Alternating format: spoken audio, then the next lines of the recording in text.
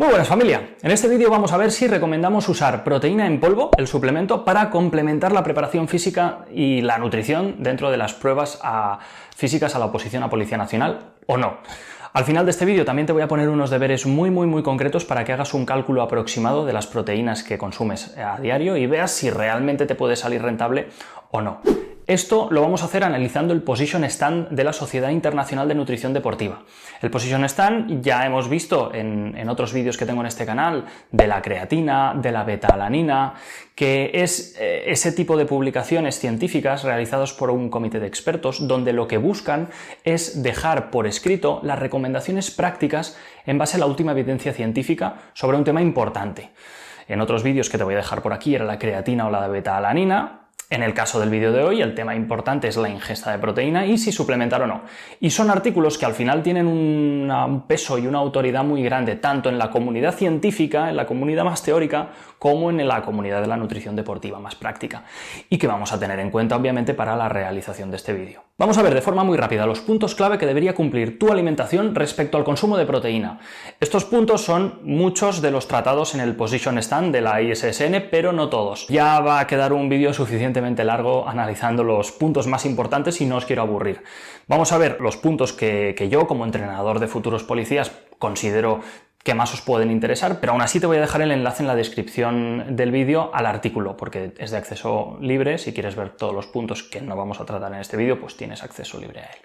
Vamos a empezar con el primero que sí considero importante. Cuando hablamos de proteína, generalmente lo hacemos para hablar también de masa muscular. Son dos conceptos que van muy asociados. Debes tener claro que hay estímulos que promueven la síntesis proteica muscular.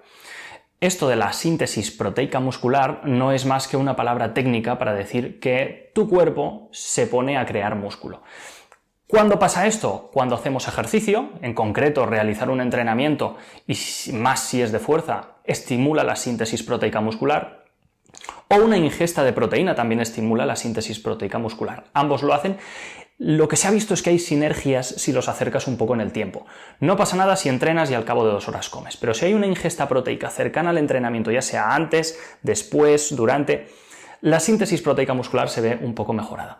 Aquí vamos a hacer un pequeño paréntesis porque hay un mito que ha sobrevolado la comunidad fitness durante muchísimos años llamado ventana anabólica, donde podías ver a miembros de gimnasios, y yo lo he visto esto en mis propias carnes, comiendo latas de atún en los vestuarios o yogures proteicos para aprovechar la ventana anabólica que se abría después del entrenamiento de fuerza y así las ganancias de músculo serían mayores. Es un mito.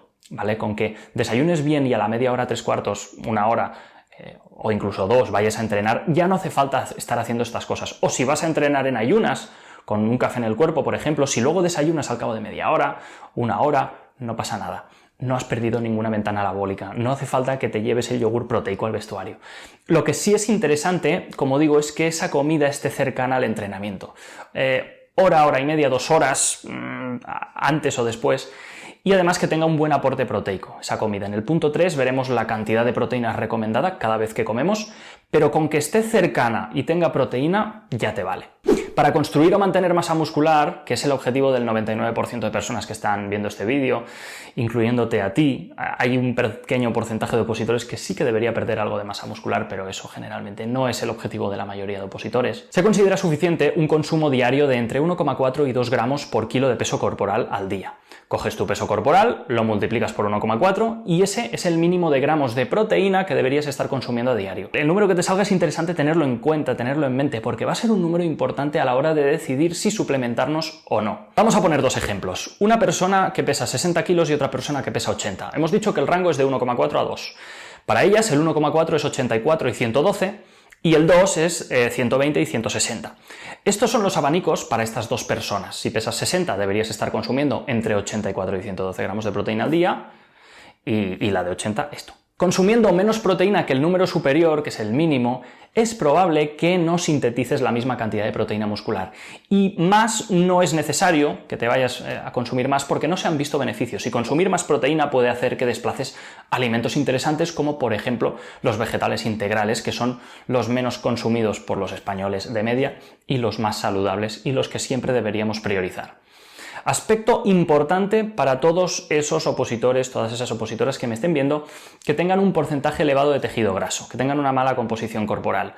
Te voy a dejar aquí un vídeo sobre la composición corporal, que es interesante que veas, pero en vuestro caso hay que usar los kilos objetivos que tengáis, no lo que pesáis a día de hoy, porque entonces podéis hacer una sobreestimación, una estimación demasiado elevada del consumo de proteína. Los kilos de vuestro peso corporal objetivo por 1,4, ¿ok?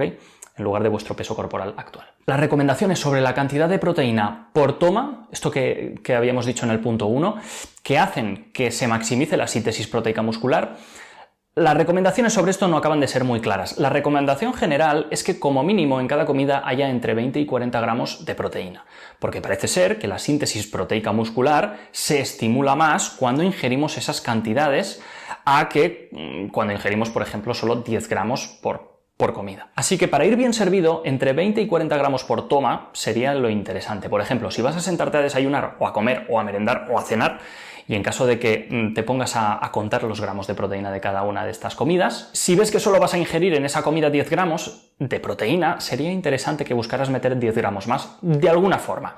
Luego veremos cómo. La proteína en polvo puede ser una opción, pero lo interesante es eso, llegar a esas dosis de 20 a 40 gramos de proteína.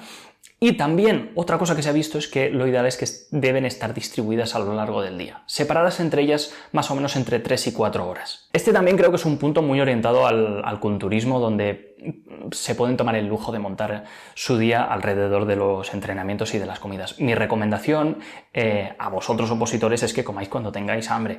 Si comes solo 3 veces al día no pasa nada, sencillamente te vas a tener que ir hacia los 40 gramos de proteína y no hacia los 20 y ya está. Intentando, como hemos comentado en el punto 2, llegar a ese mínimo de 1,4 gramos por kilo de peso corporal.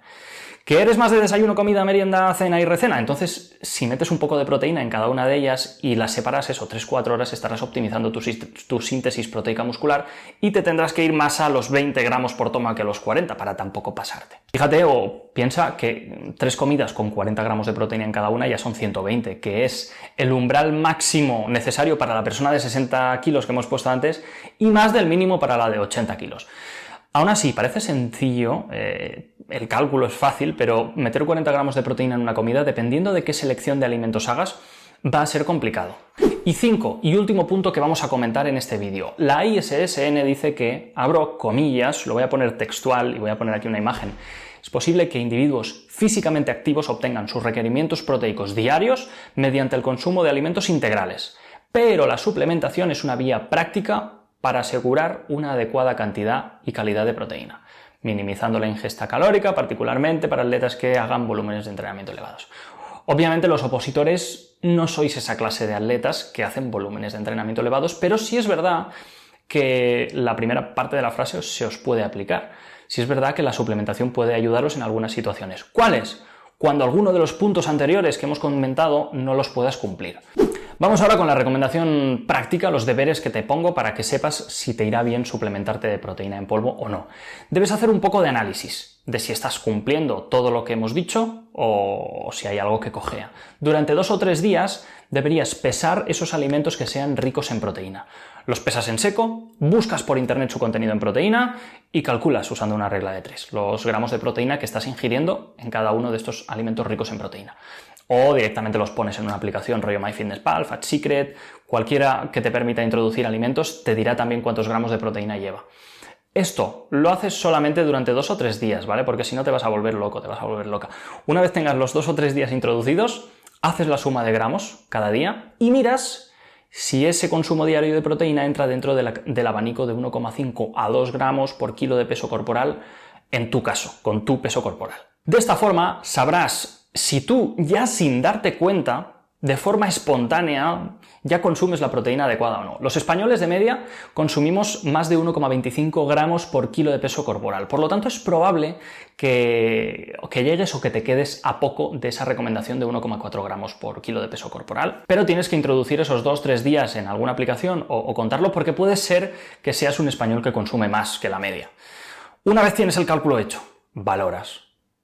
¿Falta por llegar a esos 1,4? Puedes suplementarte.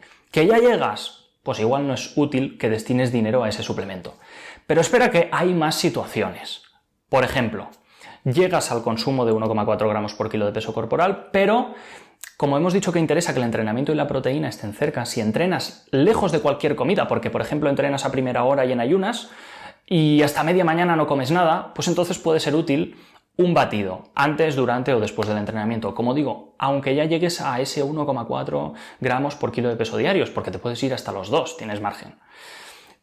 Otra situación, si estás durante un par o 3 de días haciendo el cálculo de cuántas proteínas consumes y ves que no llegas a ese 1,4, pues entonces sí que introducir un batido, sea en el momento que sea, para llegar a ese número de 1,4 gramos por kilo de peso corporal, va a ser útil. Punto 3. Si alguna comida ves que no vas a llegar a los 20 gramos, pues puedes optar por tomar un batido con proteína al final, o si el postre, por ejemplo, es un yogur con fruta, pues puedes echar un poco de proteína para añadir esa cantidad extra necesaria para estimular la síntesis proteica muscular a tope. Punto 4. Si las comidas están separadas 8 horas entre ellas y quieres meter un batido en medio para seguir estimulando la síntesis proteica muscular, recuerda que hemos dicho que lo óptimo sería cada 3-4 horas, pues puedes hacerlo. Aunque no tengas mucho hambre, si estás entrenando fuerza y quieres meter más proteína al cuerpo porque necesitas mejorar tu composición corporal a base de ganar músculo, pues es una buena opción. Repito, calcula los gramos de proteína que ingieres durante 2 o 3 días y luego valora si comprar el suplemento o no. Yo personalmente siempre tengo un bote de proteína en polvo en casa. A veces por introducir proteína, otras por darle un sabor distinto a algún desayuno o algún postre. Es algo relativamente económico que a mí me dura muchísimo y que permite tener pues cierta flexibilidad. Para mí como entrenador deberías suplementarte cuando lo veas necesario en función de lo que hemos visto en este vídeo, no sistemáticamente cada día simplemente por el hecho de suplementarte, porque no te va a servir de nada. Si ya llegas a los 1,4 gramos por kilo de peso corporal, ya consumes la suficiente proteína. Y si ya cumples todos los puntos anteriores sin necesidad de suplementación, que sería lo óptimo, que lo hicieses sin suplementarte, el hecho de suplementarte pues es perder el dinero. Espero que te haya servido mi punto de vista, un saludo y nos vemos en el próximo vídeo. Chao.